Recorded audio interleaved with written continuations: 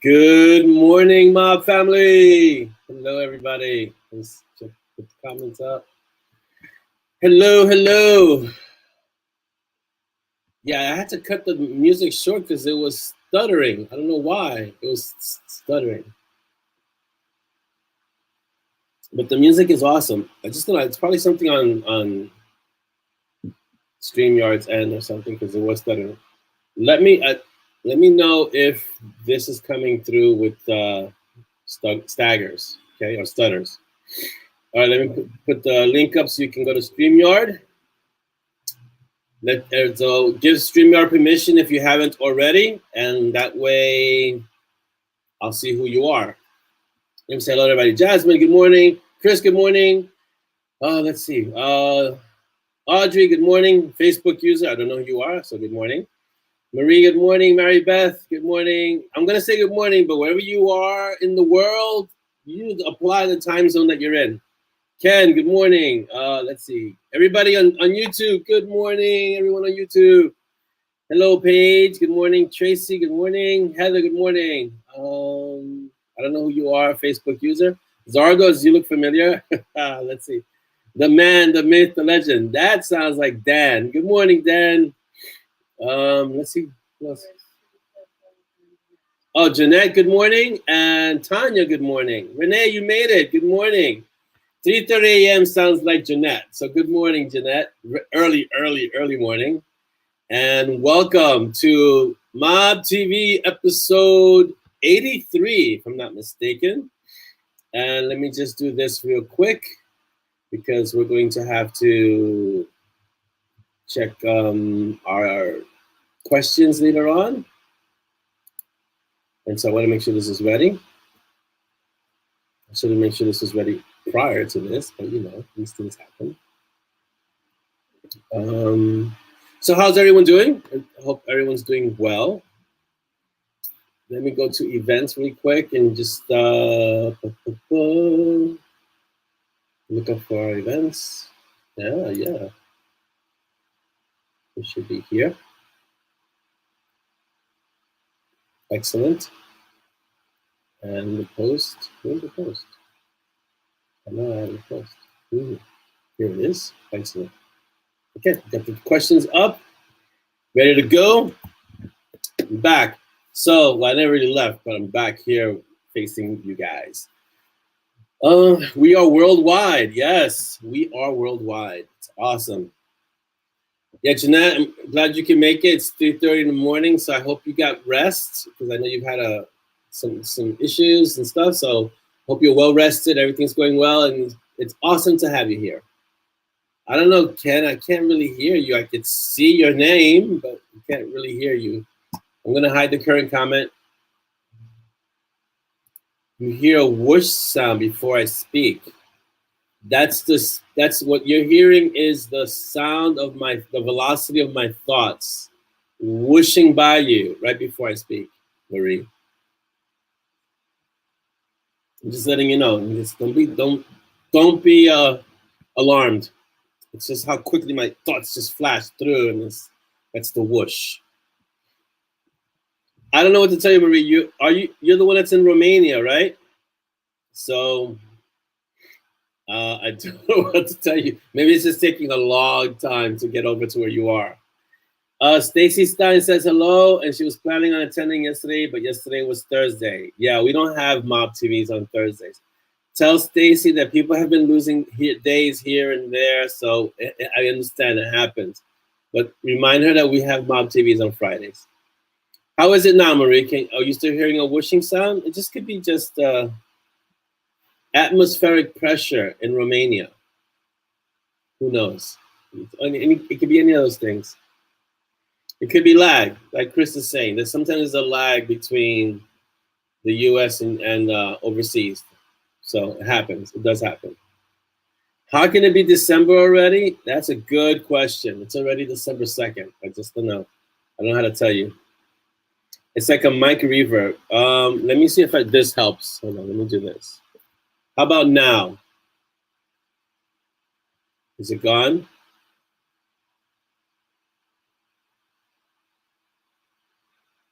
Testing. 1, 2.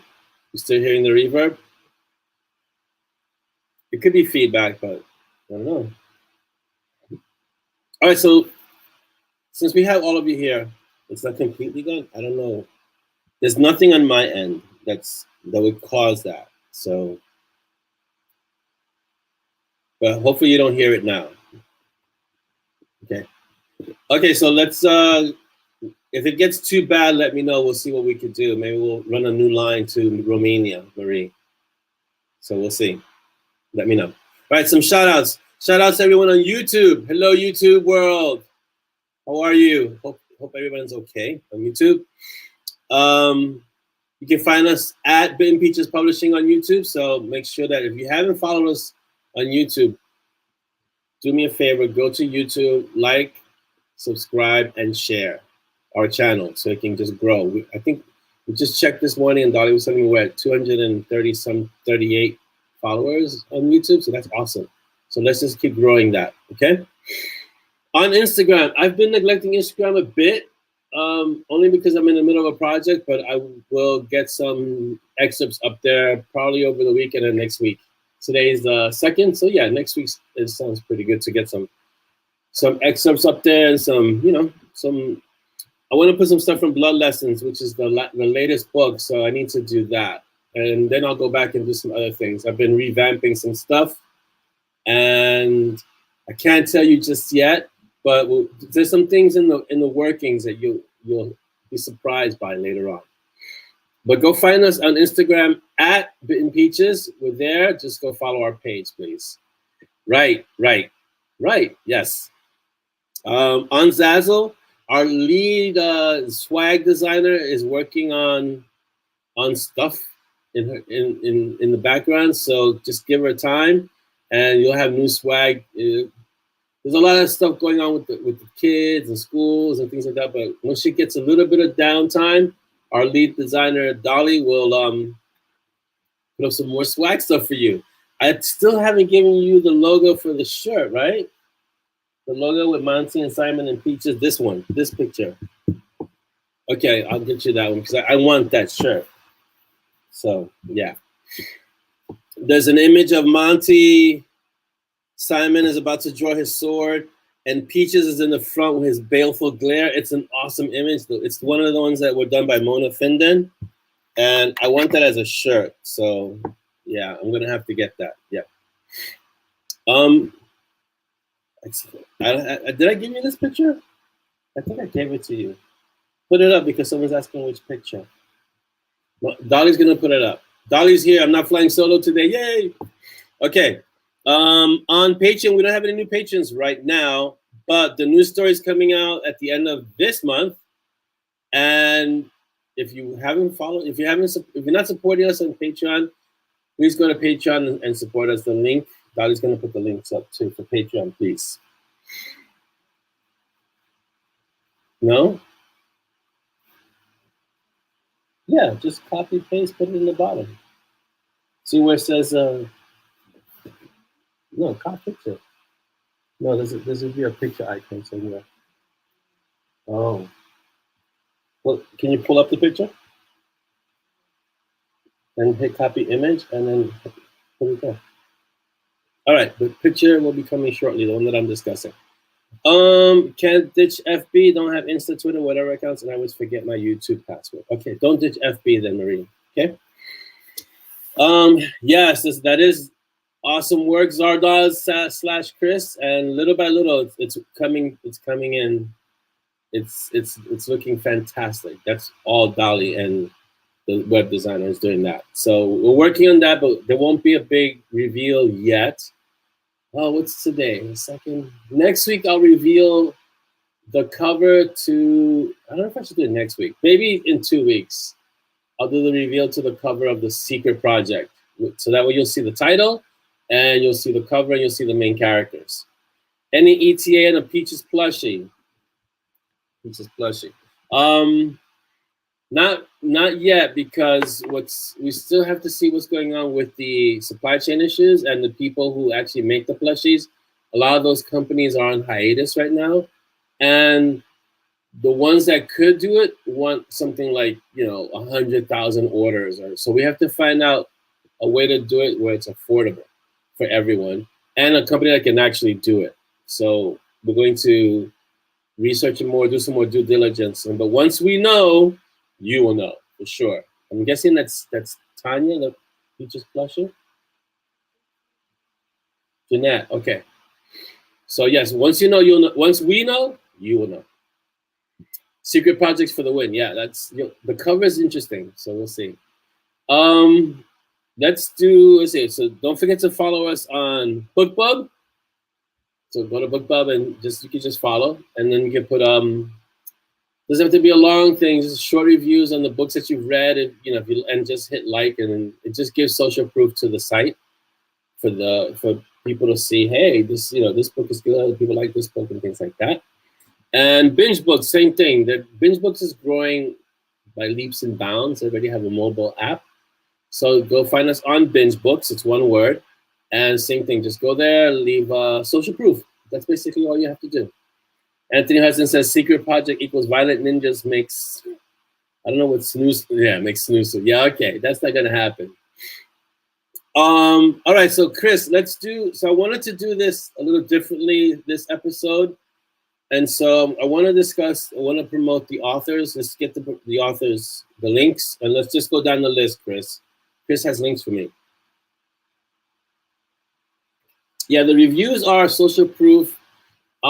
Basically what they do, it's not for the author. Remember that. So the reviews are for other readers who are looking for something to read. The same way we do L3 in the room. That's basically what reviews are. It's social proof that hey, you should read this story. I liked it, so you should read this story. All right, first one up is Ben Zackheim, New York PPD, complete box set for 99 cents for another 17 hours. Go grab that. Ben is a fantastic author. Go get his, he wrote the New York PPD, so go get it. It's the one with the tiger. It's really good. So go grab that. Here's the link.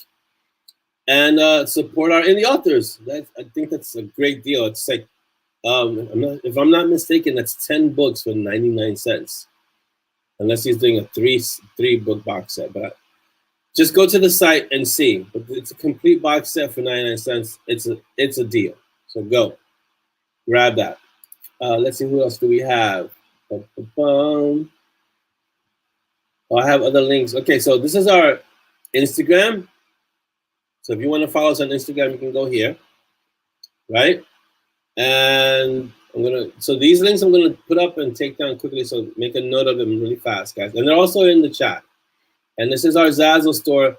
Remember to use the referral link, because that way we can keep track of what's being bought and what swag is more popular than others. And so please use the referral link, okay? Our next author, so I'm gonna remove this link, but it's in the chat, okay? Our next author is John P. Logson, who just released Grave Magic, book 4. John's a great author. You guys know who he is. Go Go grab Grave Magic book 4. I believe, if I'm not mistaken, it's right now it's 5 books. He might even go further, maybe like 10 books, maybe 20 books, who knows. But right now he's at book 4. I think he's already working on book 5.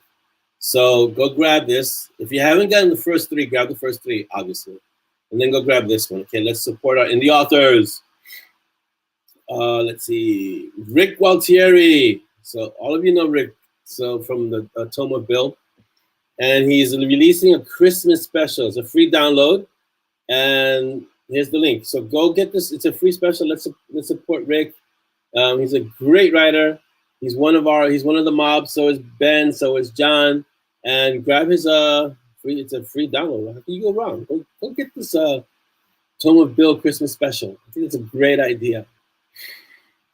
This book has a great cover. It's Rachel Carr, The Accidental Summoner, and it's a great premise. I'm not going to tell you, but you really should go.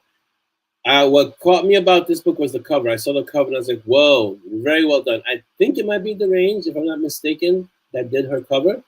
But the story sounds really interesting. So and as you know, most of this is going to be urban fantasy because that's what I write. But I'm not just saying you should only get urban fantasy books, but I'm going to support those authors that are in the genre that I write first, right?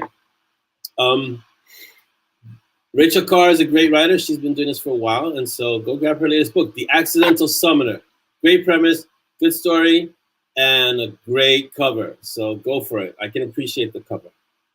And Chris is going to post the book links after the video ends in the comments. And in case if you miss one that I put up and I take down, the links will be in the comments. Our very own Noah has released Soul Demon, a short story with Santa Demon. And so go get this. This is a recent one. I know he was working on it. So go grab this one. It's on Amazon recently. It's from the Supernatural Paranormal department. And we all know Noah. So basically go grab this story. It's a great, great thing to do. This is a holiday appropriate story. It's for, it's for the holidays, for Christmas and things like that. So go grab it. Let me leave it up just a little longer and it's gone. Okay. Stephanie Fox and Alex Steele, or Foxy Steele as they're called, Foxy Steele is the only way you can call them. Stolen Trinkets, the audio just went live. So go grab it. It's the audiobooks. Usually, not always, but usually lag after the ebook or print book. But they're also, it's just another medium to enjoy the story. I listen to the audio. I listen to the 15 minutes of the audiobooks that we get, and I'm always riveted. I'm always like, oh, and sometimes I'll listen to it with Z, and she'll be like, okay, what's next? What's the rest of the story? And I'm saying, oh, I'm sorry, this is only a 15-minute sample. So the audiobooks are another way to get your readers invested in listening to the story. It's still kind of like reading, but you're just listening to it. And our first tradition with stories was an oral tradition. So it kind of goes back to the beginning of storytelling, right? So go grab this audiobook and support Foxy Steele, Stephanie Fox and Alex Steele. Let's see. Our own Kirsten has a book at bookstoread.com. So this is her link. Go get it. She's written a few books. And go pick up the book and support Kirsten. We support our authors. So go for it. Let's see who else we have. Oh, we have this. You might know this person. Our own Chris Chrisman, Wild Magic it's out there. Go grab it. Great covers. All his covers are done by The Range, Dr. Design. These people are amazing. And his covers are fantastic. So the stories are great too. So go get this book. And, let's support Chris in his debut. He's no longer a debut author, but he's still a fledgling author. We want to call it a newbie author. And we support all our authors, whether they're newbies, whether they're vets. But let's get his book and support him. That's all the authors today. Wow. Okay. Grave Magic will be klatching next Friday. Oh, we're creating a new verb. That's awesome. Grave Magic will be klatching next Friday. And the narration, the narrator of his book of John, so Grave Magic, which is written by John Logson, will have his show like this one next Friday, and he will have a guest with him on that show, which will be the narrator of his books. So, all right, so yeah, let's discuss the audiobook for Stormblood. I'm guessing that's Jeanette. I can't see because it says Facebook user. I'm guessing it. So the audiobook for Stormblood, it went into production. It got the 15-minute sample got approved, and now we're just waiting for. It's gonna take like another 2 or 3 weeks because they're slow. It's the ACX process, so we're just waiting now for that. So figuring you have a nice Christmas for Stormblood. The 15-minute sample was fantastic. I can tell you that. So it was great. Let's see. We're all, you know what, Chris? We're all new and learning. So even though I've been doing this for a little while, I'm still new and learning. So that never ends. Oh, so Paige is giving us that from Stephanie Fox, book 1.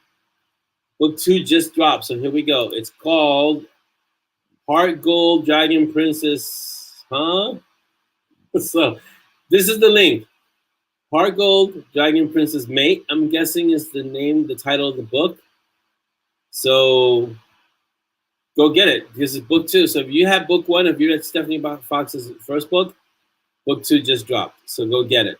And is that Mitzi in your avatar page? It looks like Mitzi. So Chris, make sure you put up this link as well in the comments, please. Thank you. All right. Ben is like, why is this the first time I've noticed a hellhound in the background? Okay, so I'm gonna give you guys, just you guys, a preview in the secret project. You know how? So not every story I write has creatures, right? Because Bug and Porter don't have a creature. Let's see. Sepia didn't have a creature, but in the secret project, there's gonna be a creature sidekick, and I'm gonna show you what it is. Okay, but this is just for you guys. So, and I don't know how this one survived not getting taken by Zoya. So, doesn't have a name yet, but it is a honey badger.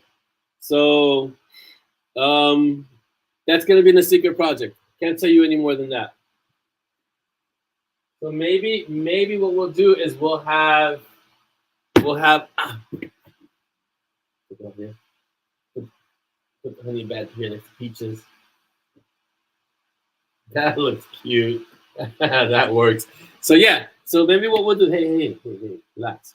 So maybe what we'll do is have a poll in the room, in the mob for this one's name, and we'll see the best one will get a mention in the secret project, and we'll get to name the honey badger. So yeah. I've been studying honey badgers. They are ferocious animals. Honey badgers are just a step below wolverines, like real wolverines. And so honey badgers are scary. So this is going to have magical properties, obviously, because it's an urban fantasy. And it's going to be protecting the main character, so Valentina. So that's going to be her sidekick / bonded animal. Familiar. It's actually familiar in this story. So yeah. So honey badgers are, what I've read and watched the videos of honey badgers, they're dangerous. So wow, yeah, it's gonna be fun having one in the story. Yes, that I've seen that, Anthony. I've seen that video too. Yes, you finally made one of these. I don't know who you are, but yay, you made it! Awesome. How is the secret project going? It's not, because I'm writing blood magic. I'm writing I have blood on the brain and all the stories that I've written lately. I'm writing Broken Magic. I'm really focused on Broken Magic, which is going out to the art mid-December. Once that's done, I've been doing treatments for the secret project. So I have outlines and chapters and story parts and background. So once Broken Magic goes out to the art, then I jump and dive into the secret project, the TSP. So yes, they're unreal Wolverines. Maybe. So yeah. No, we can't call a honey badger IDGF, so that's not gonna work. So then the art will be in December. Yeah, and it's gonna be just in time. It's really gonna be right on the cusp of Christmas. So I'm gonna try to be sensitive to the fact that the holidays are coming. So I don't want people to go, I gotta get this book done, but I'm gonna neglect the holidays. So I'm gonna think it's gonna be around like the 19th. So it'll be just right before Christmas, so people have time to kind of get to it. But if you don't get to it, I will understand because it's around Christmas. Logan, the honey badger. Logan's a pretty interesting name because it has a great homage to Wolverine. So I kind of like Logan, the honey badger. I like that idea. I like that, Anthony. Logan is definitely in the running, for sure. Ryle. What is Ryle, Marie? Is it a boy or girl? Well, the main character in the Secret Project is female. I think it would be good to make the honey badger male, only because it's a different perspective. Even though there's Fen, who's kind of like her guardian, but I think to make the honey badger male and excessively violent fits into that kind of character. So maybe male, Jasmine, for sure. Annoy. I don't know what annoy means. I don't know what annoy means. Peaches is the hell. Oh yes, Peaches is the hellhound puppy that you see here. This is the V Peaches. He's in all the stories. It's interesting because Peaches is in all the stories, but he's not on any cover of Monty and Strong. So, Benny, the honey badger, we'll see. I don't know about Benny. I'm still kind of liking Logan. Girl, sweet honey badger.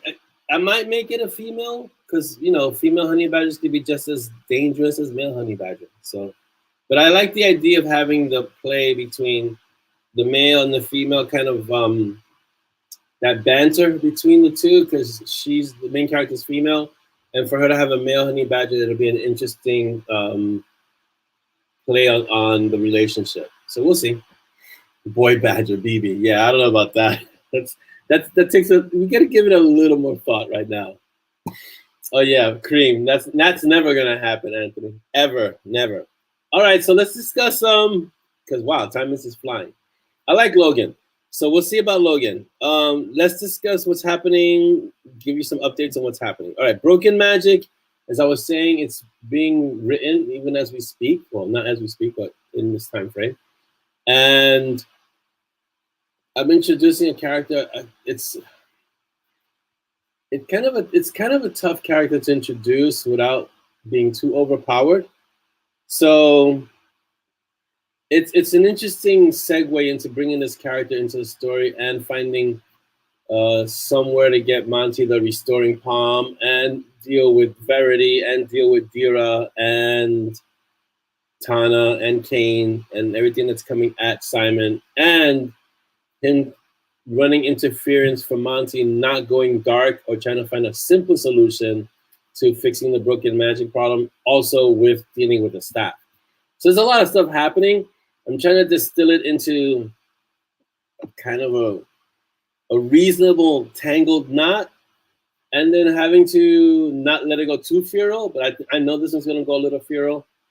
And so I'm at that phase in the story where it's like the roller coaster. It's going up the first crest, and once I get to the top of the crest, like most of my stories, it's all just breakneck speed after that, So I'm approaching the first crest, and then it's picking up, and I'm introducing a character that's gonna be interesting and dangerous at the same time, and related to Monty. So yeah.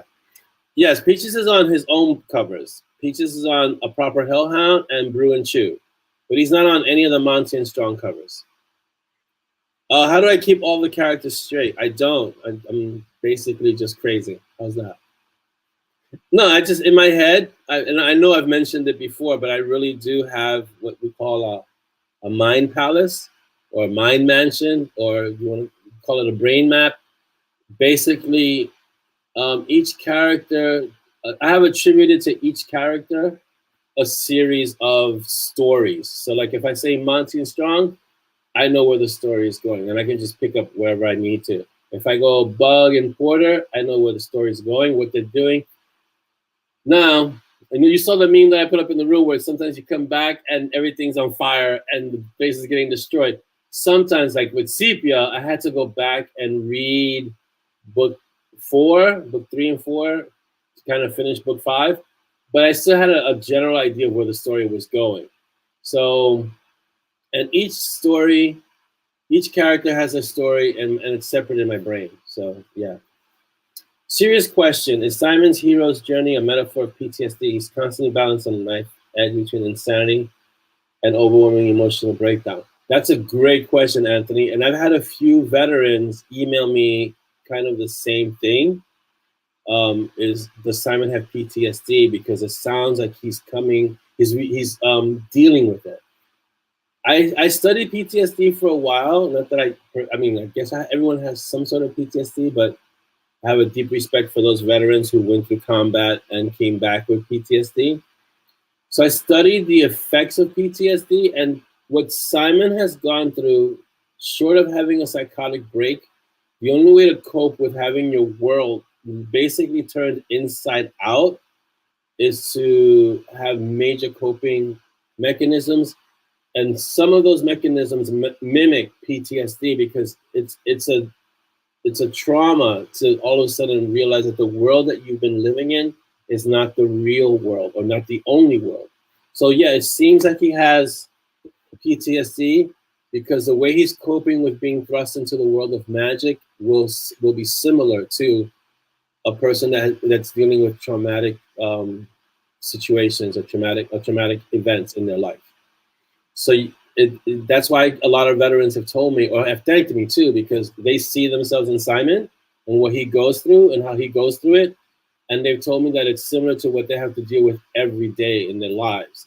So I won't say it's a metaphor, but it's a very close approximation. Thanks, Anthony. That's a great question.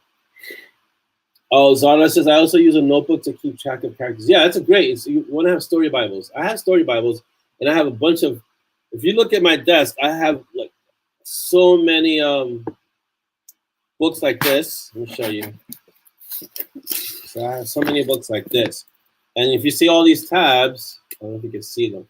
All these tabs are outlines of books that are written or not written, and they're all in there. So I have I'm looking at 1, 2, 3, 4, 5, 6, 7, 8, 9, 10, 11, 12, 13, 14. Most of them are blank.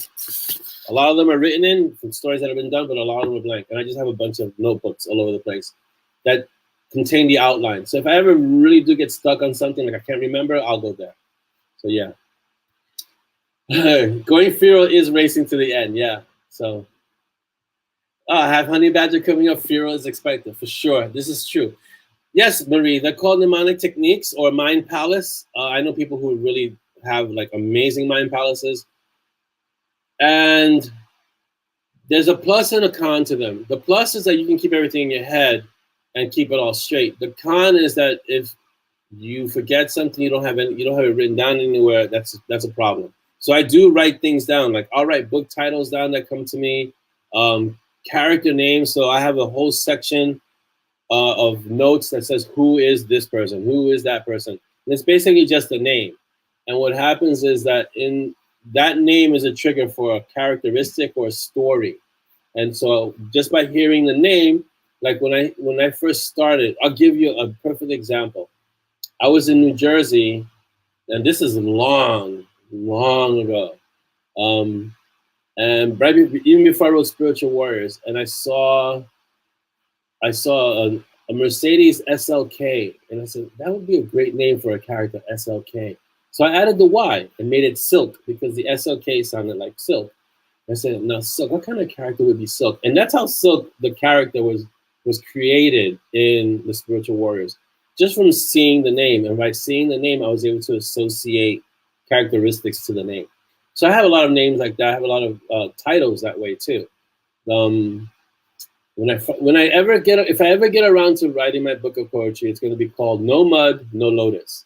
And it's an interesting, different name, but I think it kind of encapsulates the poetry that's going to be in that book, if I ever get around to writing it. So yeah. Hello, Carrie, and welcome.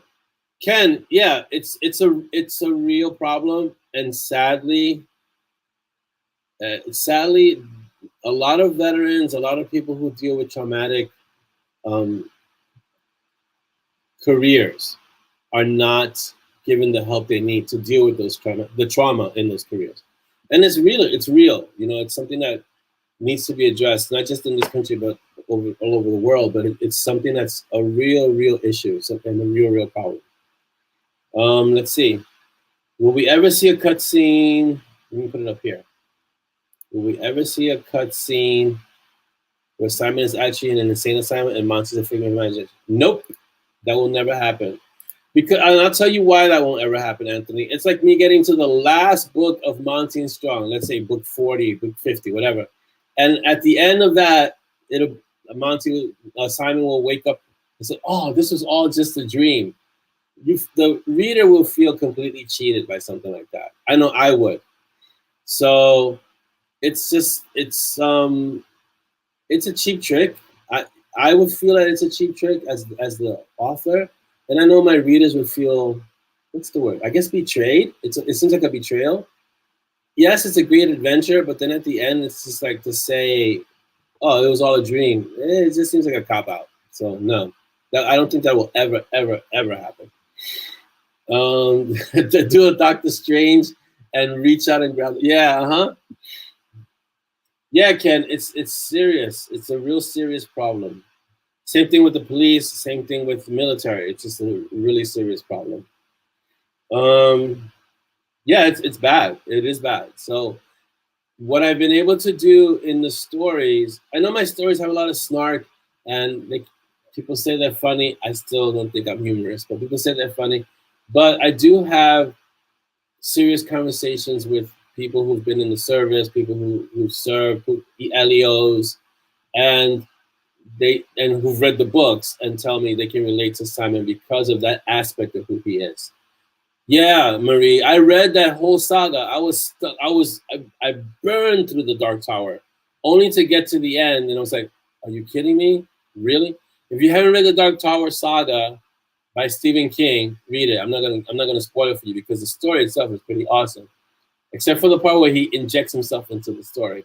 But at the end, you're left kind of like, "Really? What?" You're like, "Huh?" So I would never do that.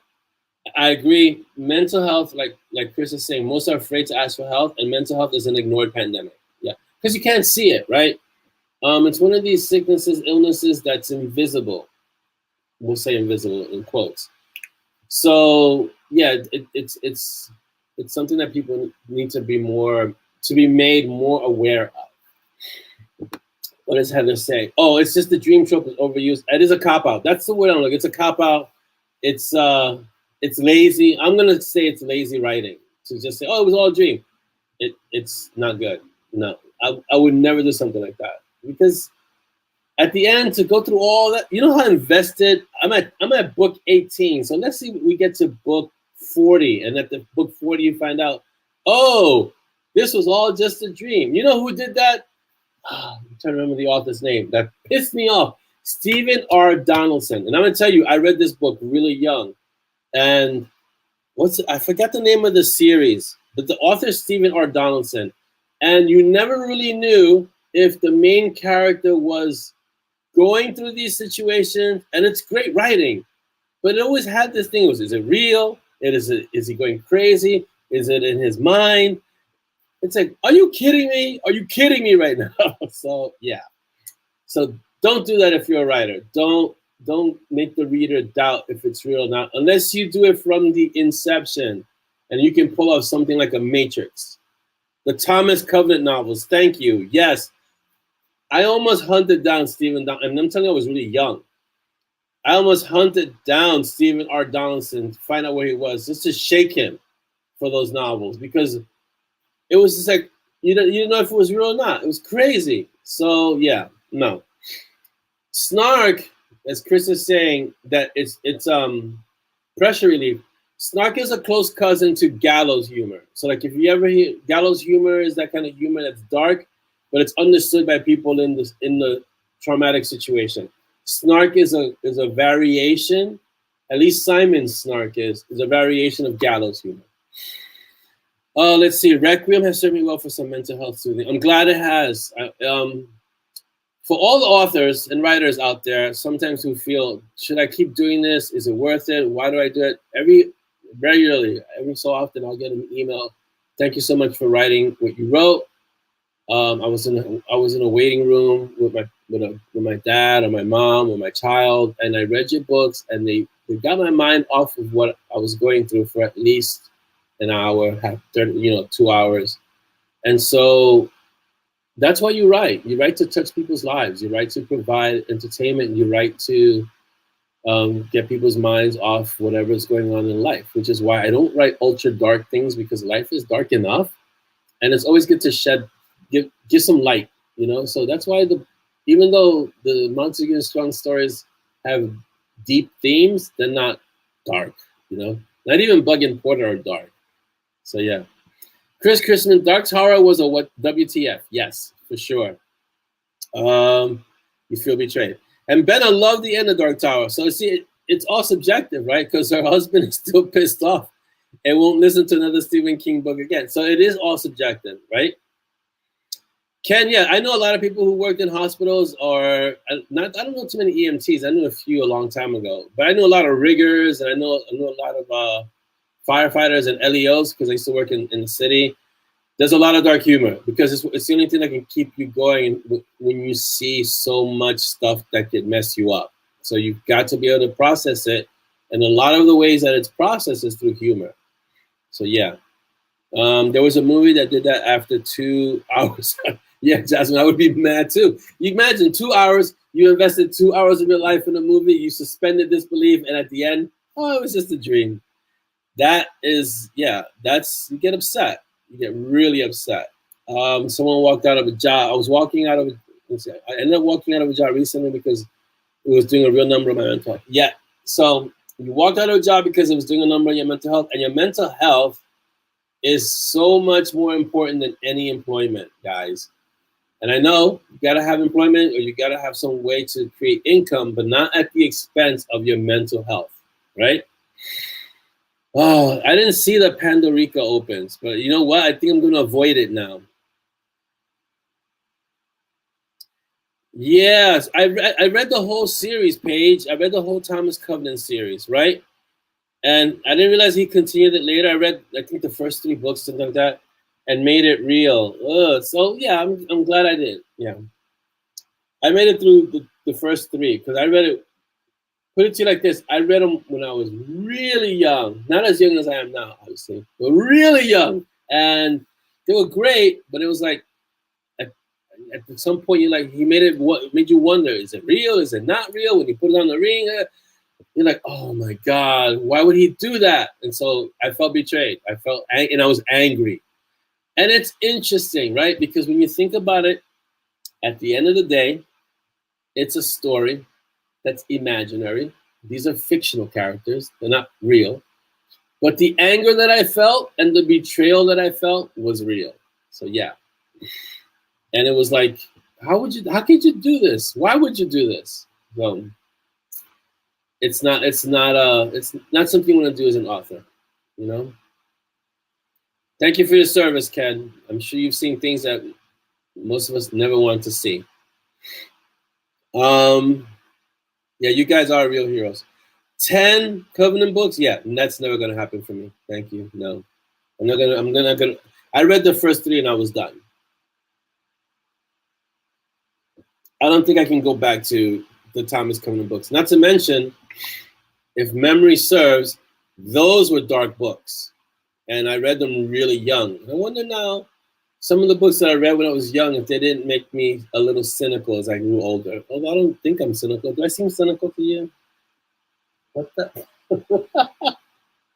I'm not gonna share what I just saw. Do I seem cynical to you? Yeah. Okay. Oh my God. See, but here's the thing, Facebook user. Who's the Facebook user? Is that Jeanette? Yeah. Here's the thing, Jeanette, that you don't want to have to act every single day, Thank you, Chris. 30 minutes. Oh, I'll tell you the other series I couldn't finish recently, and I already ranted about this in the last MoB. The Conrad something series, Conrad Drake. I don't know, something like that. Where's my phone? Conrad Drake by Mark Hayden.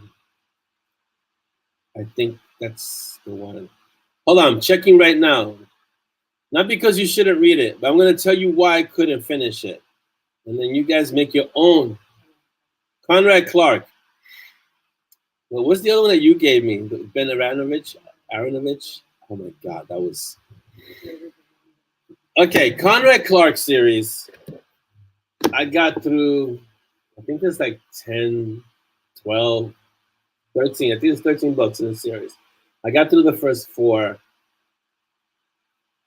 And the writing is, he's an English writer, so you have to be okay with the English form of writing, which is a little different from the American form of writing, right? It's hard to explain, but it's a little bit more convoluted and a little bit more wordy. You have to like London and England because he's describing, the same way I described New York as a setting, he's describing London as a setting. So you have to be okay with following along streets that you may not recognize and things like that.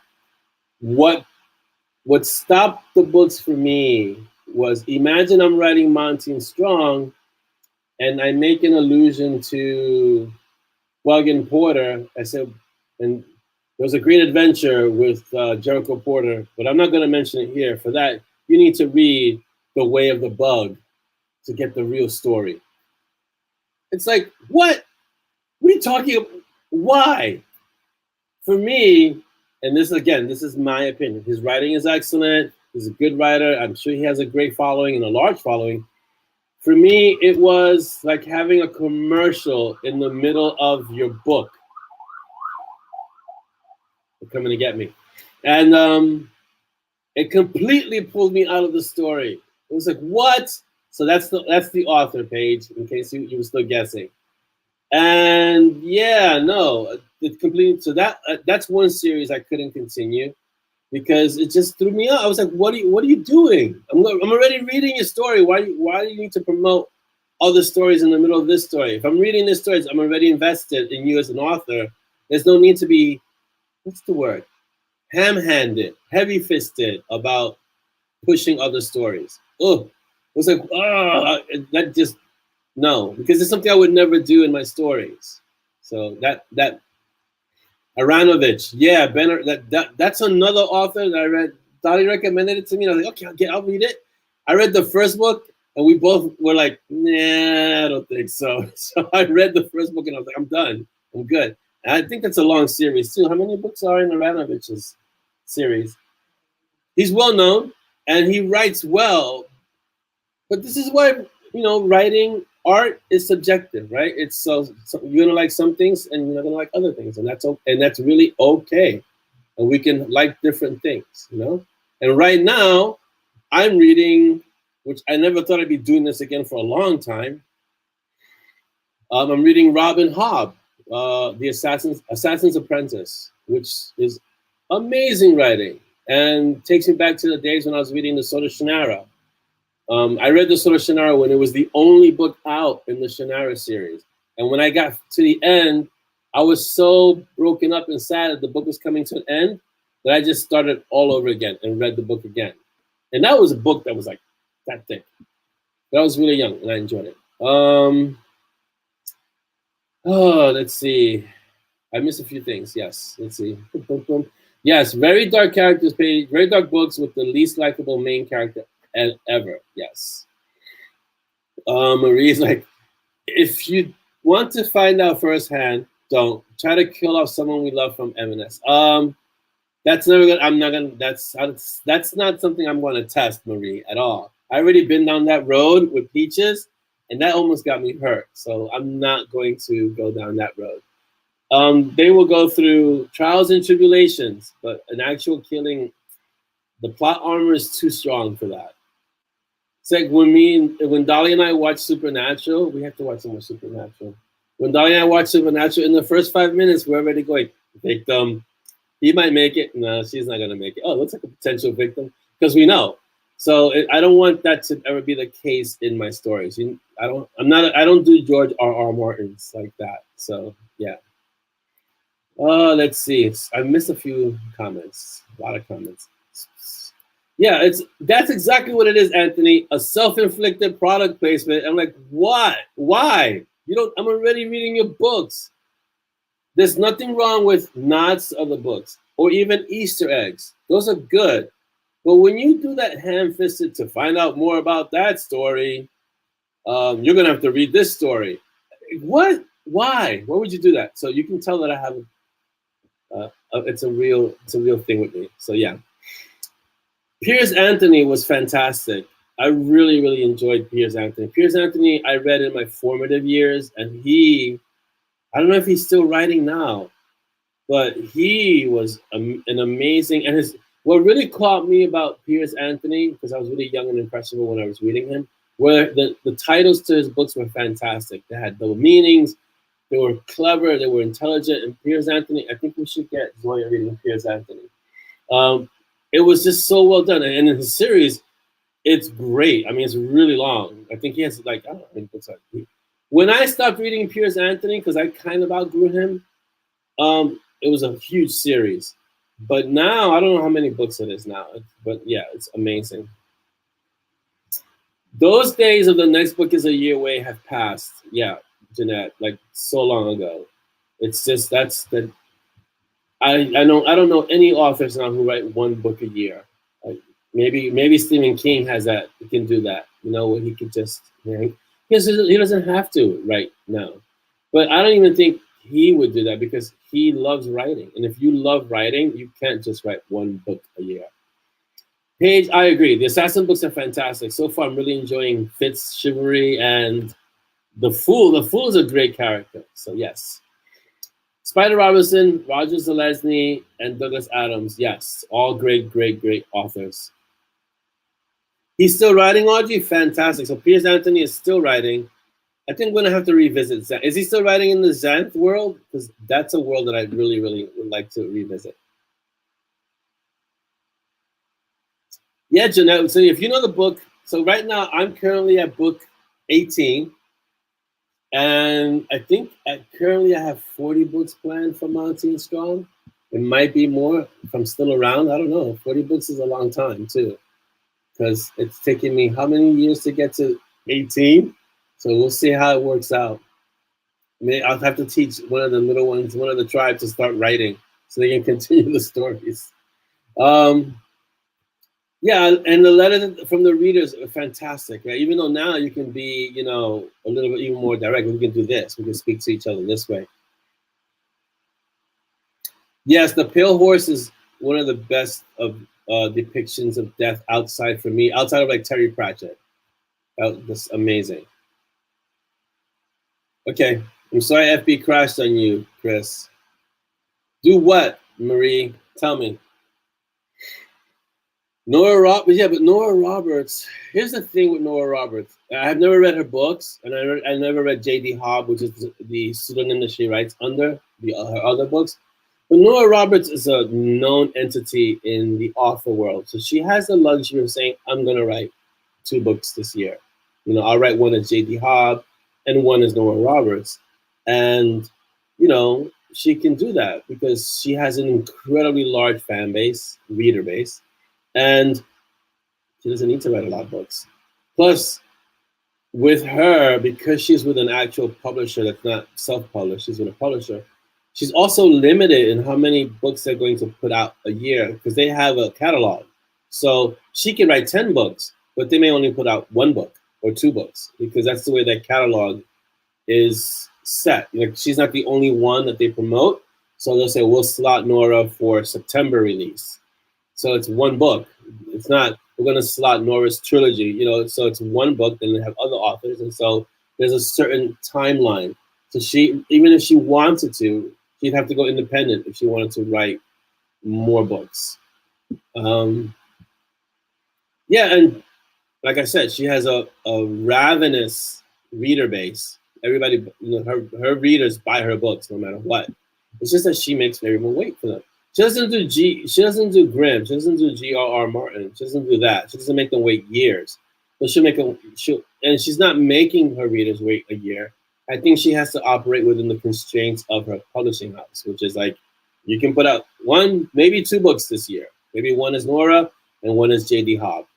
But if she wanted to do more than that, I think she'd have to go self-publish. She'd have to go indie publishing, you know? Yeah, so she's kind of an outlier. I think it's the same thing like with Nicholas Sparks or Stephen King. Even if they wanted to write more, I think that because they're with one of the big five publishers, they would be limited in how many books they could put out in a year. So that's just, I mean, when you get that big, I guess that's one of the luxuries of being a household name. Because Nora Roberts is a household name. Stephen King is a household name. Lee Child just released a book recently, but he releases a book like once every year and a half. And everybody loves Jack Reacher. And even the series on Amazon got great reviews after they recast Jack to someone who really would look like Jack in our minds. And so he doesn't have to write a book every 3 months and he might, but he can't release it every 3 months without going independent. So that's just the way it works. And that's a different part of the industry, I think, you know? Jasmine, I have so much to read and write that I would, but I'm gonna devour Robin Hobb right now. So let's see. Some of these writers will make you wait a year, 2 years, but remember that it's not just them. They may have the story, but they can't release it when they want to. It's not up to them. It's up to what the publisher. It's a contract, and it's what the publisher wants from them. So it's not really all up to them.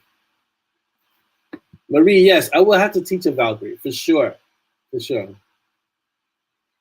Indie is the way to go. It's much harder work though. Yes, indie for me was the way to go.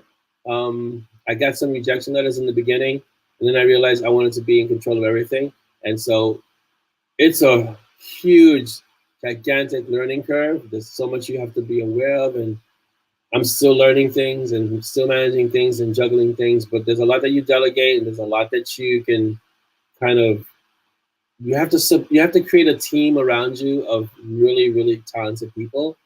And once you can establish that team, it kind of frees you up to do the writing, but you cannot neglect the writing aspect of being an independent author and the business aspect of being an independent author. So yes. Yeah, gasp, Anthony. Jack Reacher isn't 5'3" and nearly 60. Yeah, he isn't. No, the new casting for Jack Reacher is exactly the way I imagined him in the books. I know, Carrie, I know a few historical fiction authors, and yeah, they spend so much time researching because they don't have the luxury of taking too many creative liberties because they're writing historical fiction. And so they have to kind of stick to the truth.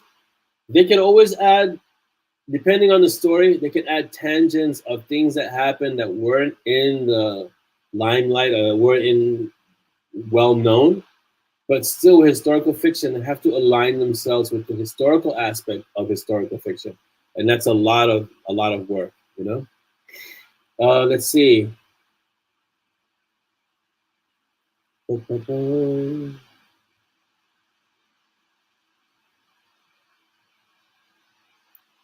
Yeah, Chris, like that. Yeah, the Carter Novel Show. You have a few books, and they have them in a queue, and they know when they want to release them. Yes. Who's John? Which John? I didn't see a John. Who was the New York bestseller, Ken? Somebody? Oh, Catherine Shea. That's awesome. I do not know her, but that's still awesome to work with a New York bestseller. Oh, John Corwin. Hello, John. Welcome. Oh, I got to get to questions. Okay. It's almost time. Let me get to the questions, guys. The Reacher books are fantastic. I really enjoyed them. I read them as they were coming out. I started with the first one, and then I just kept reading them. I used to drag Dolly to Barnes and Noble. I'm just going to get one book, and I ended up with like 3 Reacher books. And they were hardcover. We still have them, right? We have them all. Most of them were paperback. But when they came out, they would first come out, you just start getting, you get the hardcover because that's the first thing that comes out. I would get them. I should have just returned them, read them all in one day. All right, so wait, I'm gonna go to questions. Hello, 1 second. Okay, questions. So I have to switch screens. So you guys can see me, but I cannot see you. But Dolly can see the comments. Okay, here we go. Questions. From Audrey. Orlando, if you made a guest appearance in one of the M&S stories, who or what would you be? Like an Alfred Hitchcock Canyon. Wow, that's a great question. I think I would be like Maury, like that's PA, that's assistant. I'd be hanging out with Ezra because it gives me the greatest latitude to be everywhere, and I would be superpowered because I'd be related to Ezra, so no one messes with Ezra. So if I was gonna make a guest appearance in one of the stories, I'd either be that or hang out with Hades somewhere, because I could. So that's what I would be, or do. Dolly, if you made a guest appearance in one of the M&S stories, who or what would you be? A sidekick, a minor villain, etc. Good question, right?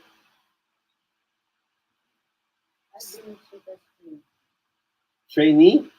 She'd be Michiko's trainee. So she'd be like a Byako. She'd be working with Byako. Yeah? Like that? Yeah. She'd be badass, for sure. I mean, she's badass now, so imagine in the book. Okay. Orlando, there's another question from Audrey. Thank you, Audrey. These are great questions. Is there one sound that people make that drives you nuts? Oh, Dolly, is there one sound that people make that drives you nuts? I don't think so. I don't think I'm really bothered by sound too much. I'm not going to share what Dolly said.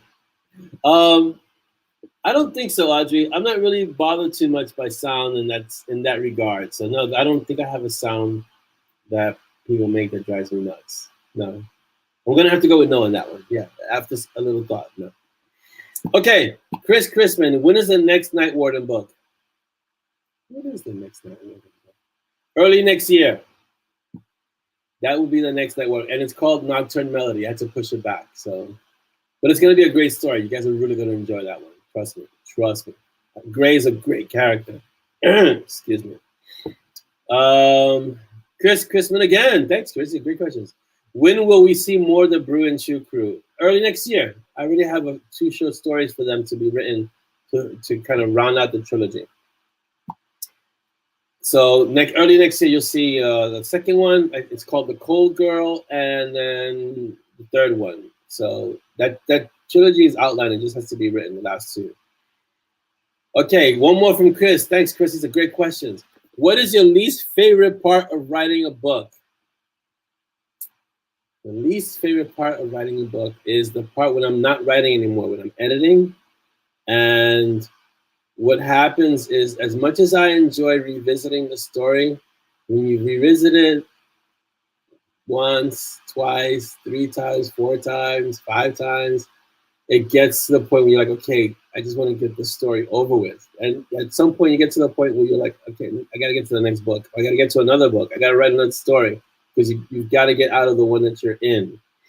So the least favorite part of writing a book, I would say, is not the editing process. I don't mind the editing process, but the actual finishing polish of the process. Because by that point, you've seen the story so many times that you're done. Like, okay, just gotta get this book finished. That would be my least favorite part. And those are all the questions. Thank you guys for all the fantastic. Chris, thanks for all the questions. So yeah, let's see, where are we? The feed is moving quick.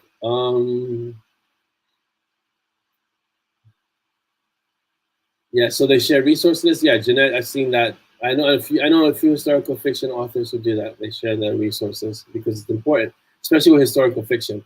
You don't want to spend all your time researching. I don't know who spent some time with FD in Northern New York. Oh, that's good. Is that the author who spent time with you with the fire department in Northern New York? Excellent. yeah, sometimes authors have to go real world and find someone who's going to do something that a character in their stories is doing.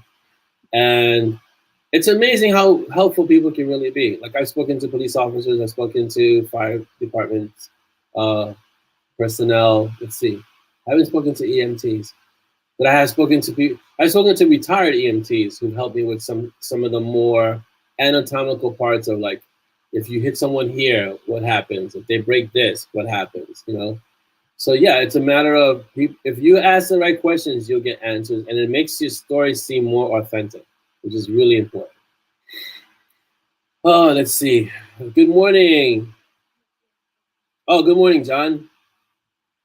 Now all my Facebook ads with thrillers asking if I like Jack Reacher. Yeah, of course. But Jack Reacher is a great character.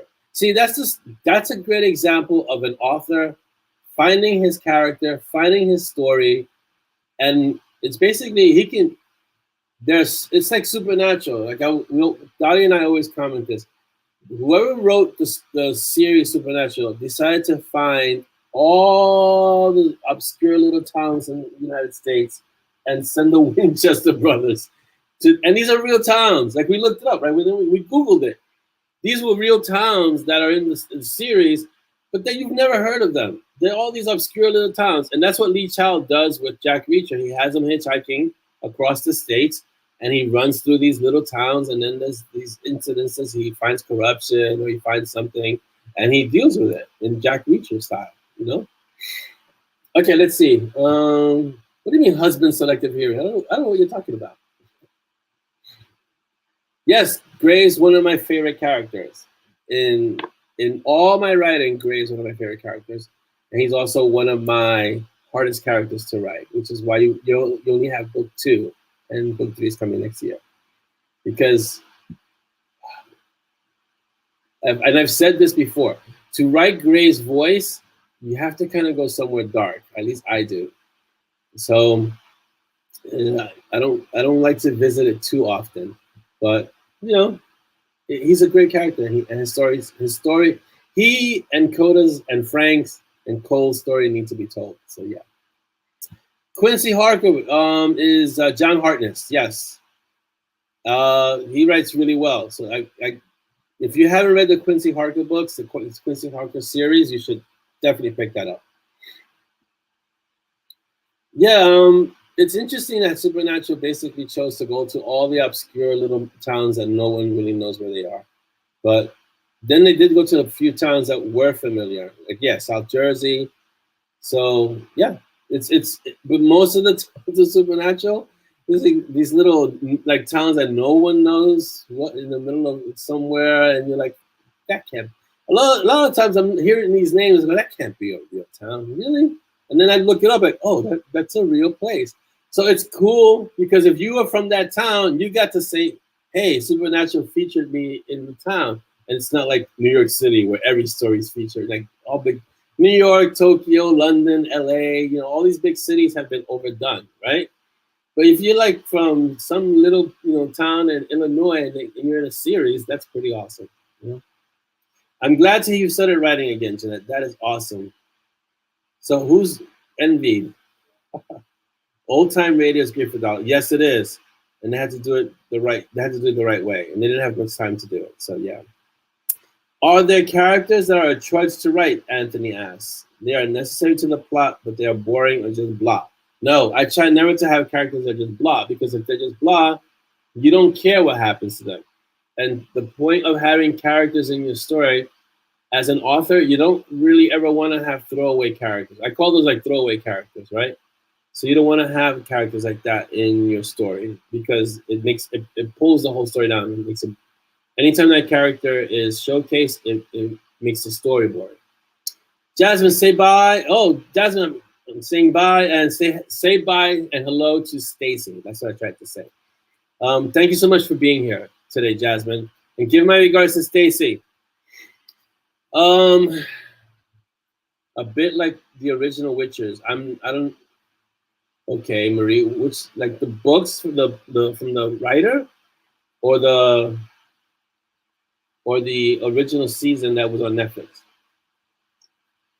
Because now there's another one coming out, Blood Origins, which is the Witcher's. I'm guessing it's a prequel to the Witcher story. But I do have the first book of the Witcher series. I just haven't got around to reading it. So we'll see. I haven't read the books, Marie, but I hear great things about them. Thank you, Jeanette. I try to write fascinating characters because I've read plenty of characters that were like, huh? What? If you read a character and they're blah or meh or whatever, then why are they in the book? Every character should have a function in your story. And if they don't, then you need to, if you can tell the story without that character, then it's better to just take the character out. So try never to write characters that could be cut out of the story, you know? Oh yeah, exactly, Marie. Yeah, except in that case, going from town to town, it's going from town to town and killing monsters or stopping creatures that are trying to, you know, kill the townsfolk or trap the townsfolk. So it's still solving the problem. It's still kind of it has a Ronin feel to it, you know, where they wander from place to place and they solve problems. Very much like Jack Reacher. The thing with Jack Reacher is that he's a very deep character, ex-military police. He has a very, very, very defined set of principles. So when he sees corruption, he can't just keep walking. He has to do something to solve it, you know? And so that's what kind of makes those stories really interesting, the Lee Child stories. I kill off 5 in chapter. Yeah, I don't kill off characters like that. I do kill characters, but usually my characters that get killed, by the time I kill them, everybody's like, you should have killed them already. So yeah, that's what you want to do. I haven't even started the first Witcher. I got the book, and I haven't even started it. So we'll see. All right, guys, we are we're at the end. Geez, that went fast. It goes so quick. I want to thank you all for being here. It's amazing to have you guys here, have this conversation, and we discuss, you know, everything that you guys want to discuss, and go into some topics that are light and some topics that are not so light. And that's what the Kaffeeklatsch is for. And I like the new verb you created, Chris, klatching. Make sure you own that, because I'm going to say you created it. So we're here klatching today, which is awesome. And I want you guys to have a fantastic weekend. Keep reading. Keep being awesome. I'll see you guys in the room. The pun wars continue. And I got to get back to writing eventually sometime today and introduce this new character that's going to turn Monty and Simon's world completely upside down. Thank you guys for being here. It's awesome. And as always, be uncommon, guys.